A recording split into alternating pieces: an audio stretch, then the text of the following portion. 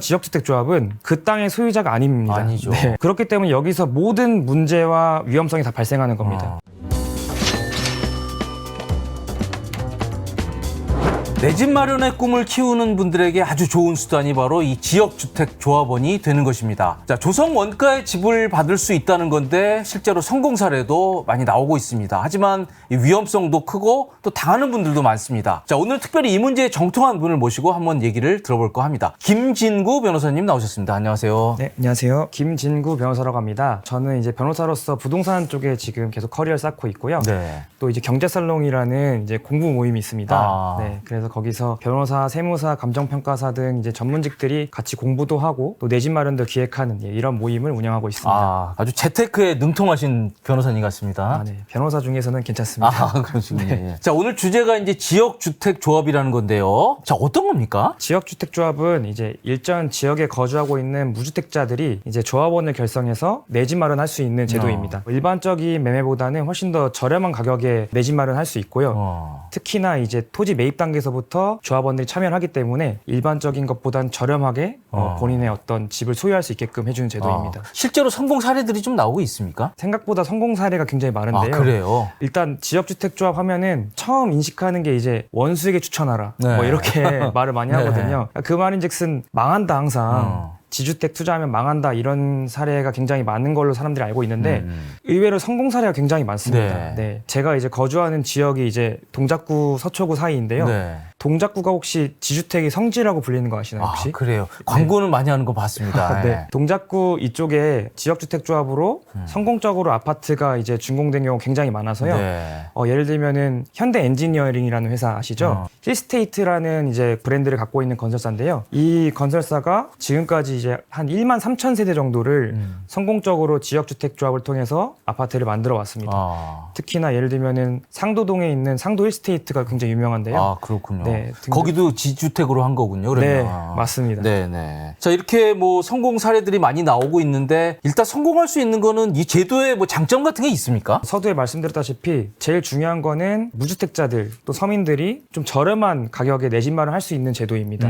네, 그래서 사실은 조합원 자격이 엄격하긴 해요. 네. 일반 청약에 비해서 예를 들면 해당 지역에 6개월 이상 거주를 하셔야 되고 또 무주택자 또는 이제 주택이 있더라도 소형 평수 이어만 하거든요. 네. 이런 조건이 있는데 가장 중요한 거는 분양 원가를 절감된다. 이게 핵심입니다. 왜 절감이 되죠? 일반적인 시행사나 건설사가 이제 아파트를 만들 때 토지를 매입하고 그 다음에 이제 건축비를 비롯해서 시행사와 건설사의 이윤이 사실 남을 수밖에 없는 거죠. 근데 그런 이윤이 일단은 들어가지 않게 되고 그 이윤이 오히려 조합원들한테 간다. 좀 법적으로 말씀드리면은 비영리 법인이라 하거든요. 네. 지역주택조합은 비영리 법인이라서 원래는 이제 수익금이 이제 따로 없습니다.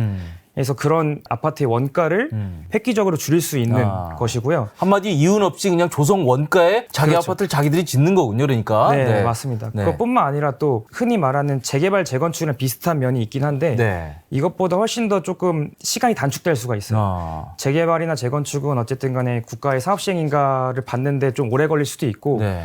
또 여러 가지 절차가 필요한데 여기 지역주택조합은 뭔가 절차가 빠르게 진행만 된다면은 이러한 허가를 받고 진행하는 데 있어서는 오히려 시간이 단축될 수 있습니다. 시간이요. 네. 얼마나 걸려요, 그럼 이건? 빠르면 3, 4년 내에 이제 네. 준공까지 될 수도 있는 겁니다. 근데 그건 뭐 아주 드문 성공 사례일 것 같고 그쵸. 제 주위에도 뭐 20년째 안 되고 있는 지주택도 없지 않습니다. 네. 아무튼 저희가 일단 좀 긍정적인 말씀을 드리고 있는데 자, 이렇게 뭐 좋은 거라고 하면 이거 되기 위해서는 이 조합원이 되기 위해서는 어떻게 해야 됩니까? 지역주택조합이 성공을 했다라는 것의 가장 핵심 포인트는 토지 확보입니다. 네, 토지 확보라고 해서 그 해당 지역의 토지 부지의 95% 소유권을 확보를 하셔야 돼요. 네, 95%까지 확보가 안 된다면은 예를 들면 94%, 뭐 90% 이렇게 된다 할지라도 언제든지 무너질 수가 있는 거고 토지 소유 확보가 필요하고요. 95%가요? 예. 그럼 나머지 5%는 어떻게 해요? 95 확보하면? 95%가 확보가 되면은 네. 마치 강제 수용처럼 네. 확보를 할 수 있게 되는 권한이 부여가 되는데 네. 95%가 도달하기 전에는 그런 권한이 부여되지 않기 때문에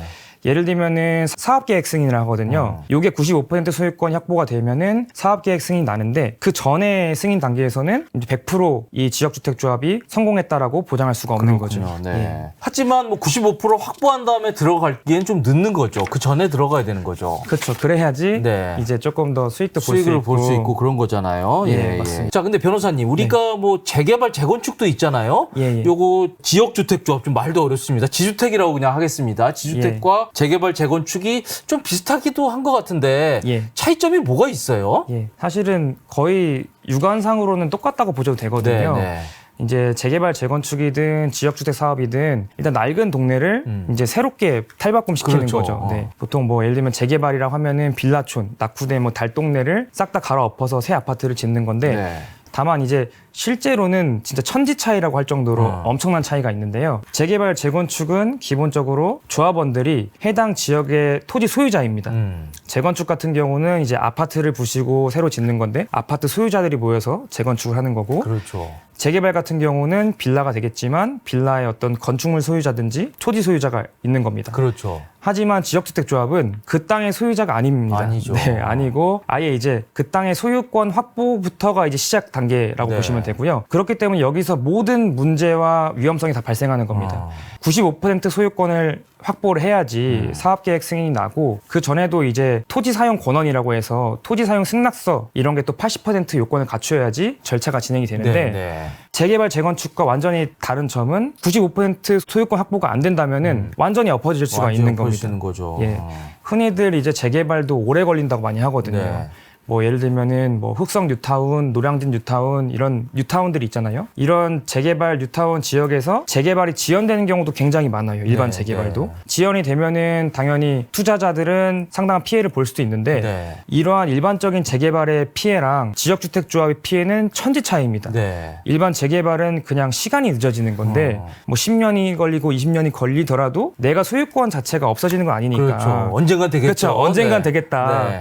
그리고 내 옆에 있는 단지가 재개발되면은 뭐 기쁠 수도 있고. 그런데 이 지역주택조합은 소유권 확보가 안 되면은 아무것도 남지 그렇죠. 않습니다. 네, 완전히 그냥 제로가 되어버리는 거기 네, 때문에 네. 일반적인 재개발보다 훨씬 더 위험성이 크다고 할 수 있습니다. 그렇군요. 그럼 실제로 이게 추진된 것 중에서 결국 이제 이거는 성공이 입주를 하는 건데 예. 실제 입주한 거는 한 몇 % 정도 됩니까? 그 비율이 생각보다 높진 않습니다. 네. 20% 정도 네. 지금까지 성공됐다라는 게 있고요. 네. 실제로 사례를 보면은 155개 정도 사업이 있었는데 2005년부터 2015년까지 155개 중에서 실제로 입주까지 이어진 게 34곳이다. 이런 통계가 있습니다.